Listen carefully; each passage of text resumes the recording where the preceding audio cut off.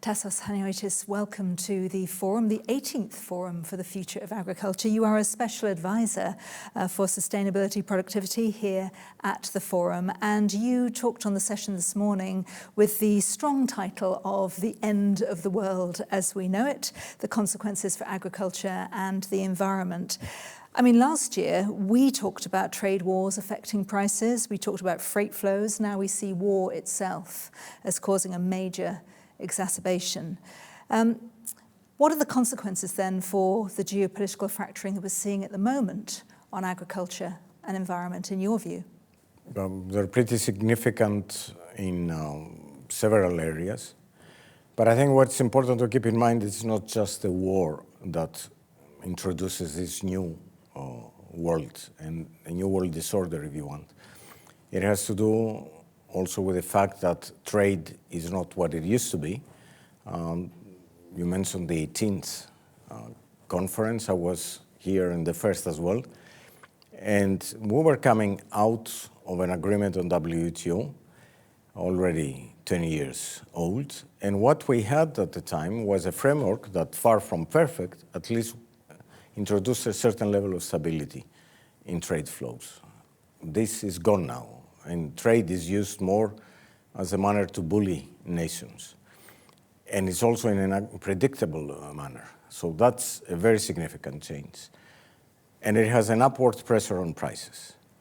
Then we have climate change that hasn't stopped, and it's having impacts that also put upward pressure on prices. But what we have is a contestation on whether climate change is a reality or not, which implies that many of the policies that were supposed to apply at the global level are lagging behind.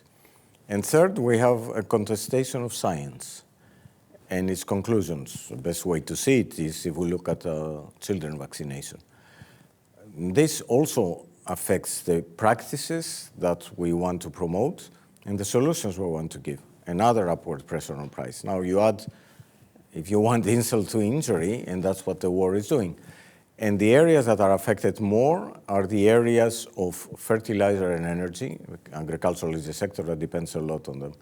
So what we have seen over the years, especially this century, is that a very long-term trend of agricultural prices to go in real terms down has been reversed, but energy and fertilizer prices are increasing even more. So they squeeze farmers and their decisions. And we have also seen food inflation. So you put all this, there is an explosive mix that we're facing. And I'm afraid that things are not going to change from one day to the other. So we need to plan for that, but we also need to make sure that we don't abandon what is a necessary mix of things, that is to bring together the environmental and the economic efficiency. I mean, you bring your knowledge to look at new policy, new ideas. I know that keeps you interested and active in a semi-retirement.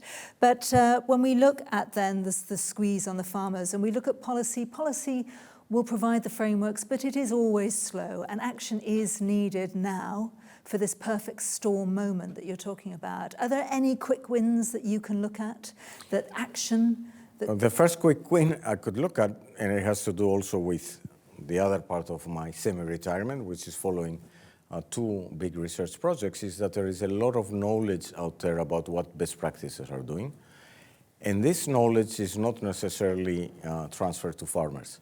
I mean, when we talk about the need to improve the efficiency of the input use when fertilizer prices increase, there is plenty of scope of improving this use, which helps the environment and at the same time helps the economic performance of farms. But you have to have functioning farm advisory systems that transfer this knowledge to farmers. And this is something that is already possible today. You don't need a change in policy. What you need is a wake-up call that, listen, people, there is all this data out there. Why don't we use it in a better way? We're talking about AI today as one of the panels and looking at how it could redefine how farmers can be profitable, but how they can be climate smart and nature positive. You feel that that could be one of the ways in which we can join the dots. Michael Wirtz talked about connecting the dots earlier. Yes, we can, but we need to be clear that all technologies have positive and negative sides.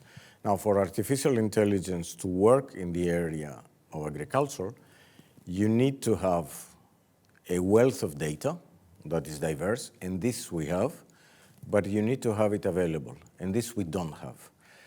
The example I gave in my presentation earlier is that you have companies in agricultural machinery, companies in crop protection, companies in fertilizer use that have this information. Why can't we find a way where in the policy formation we have a public domain where this data is aggregated, so at least the individual farmer is protected, but at least it gives us a sense of what works and what doesn't work. So that's where we need to develop better synergies between the public and the private sector, but to be able to do that, you need to have a dialogue that targets, prioritizes things. And for me, what should be of priority is land use and soil health.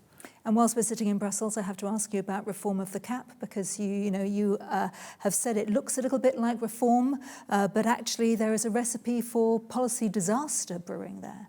Well, it depends on how it's going to be implemented. First of all, there are some positive steps in terms of the Commission realizing that more money is needed. So in terms of the money, I think things clearly look better than what they looked when the proposal was made. What, in my view, doesn't look better is the fact that we're giving too much flexibility to member states. It's clear that you have such a diverse structure of agriculture that member states need to have flexibility, but you need an EU common denominator.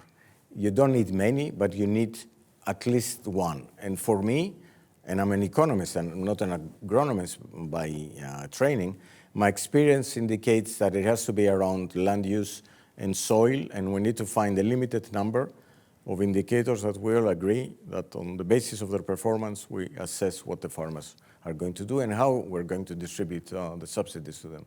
You had voices from Brazil on the panel today, from global mining companies. And what did you learn? What did you hear? What resonated with you as a last thought? Well, I think what resonates is at the global level, we have problems that are really global. We like to say that the solutions also have to be local because there are differences that apply. What I find very interesting when we talk about Brazil is the very positive impact that Brazil had on its agriculture and on global agriculture by using research, independent research. And the other thing that is linked to Brazil is the fear that our farmers have about Brazil's export potential. And that, in my view, has to do with the fact that we haven't explained well what the agreement between the EU and the Mercosur does, because Brazil is there not to so we shouldn't feel threatened by Mercosur? No, we have the TRQs. It's not going to, export mainly to the European Union. Brazil is needed, and the European Union is also needed as an exporter because we are going to have increasing food deficits in Africa and Southeast Asia, and that should be our focus, actually. Tassos, thank you so much, and enjoy the rest of the forum.